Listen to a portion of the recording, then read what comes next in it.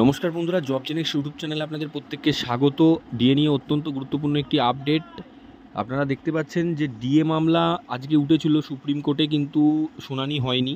অর্থাৎ ডিএ মামলা যে কজ লিস্ট ছিল সেটা অনেকটা পিছিয়ে ছিল, সেই জন্য শুনানির সম্ভাবনা হয়নি। কিন্তু পরবর্তী ডেটটা কিন্তু পাওয়া গেছে সুপ্রিম কোর্টের অফিসিয়াল ওয়েবসাইটে। পরবর্তী ডেট দেওয়া হয়েছে এবং ডেটটা কিন্তু খুব তাড়াতাড়ি।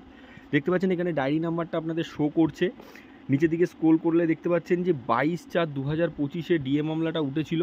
ডিএ মামলা 22/4/2025। এর পরবর্তী ডেট কি পাওয়া গেছে? এর পরবর্তী ডেট পাওয়া গেছে 29/4/2025। অর্থাৎ এই মাসেই রয়েছে, সপ্তাহখানেকের মধ্যেই কিন্তু আবারও ডিএ মামলা উঠছে 29/4/2025-এ।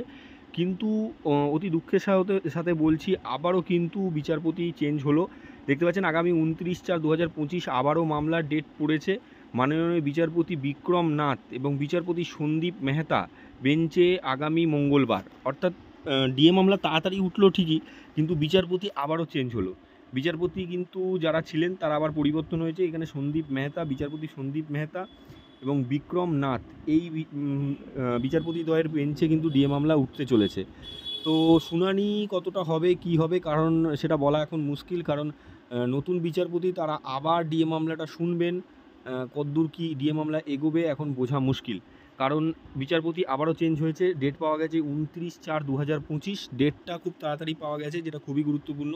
কিন্তু দুঃখের বিষয়, ডিএ মামলায় বিচারপতি আবারও পরিবর্তন হয়েছে। বিক্রম নাথ এবং সন্দীপ মেহতার বেঞ্চে ডিএ মামলা চলে গেছে।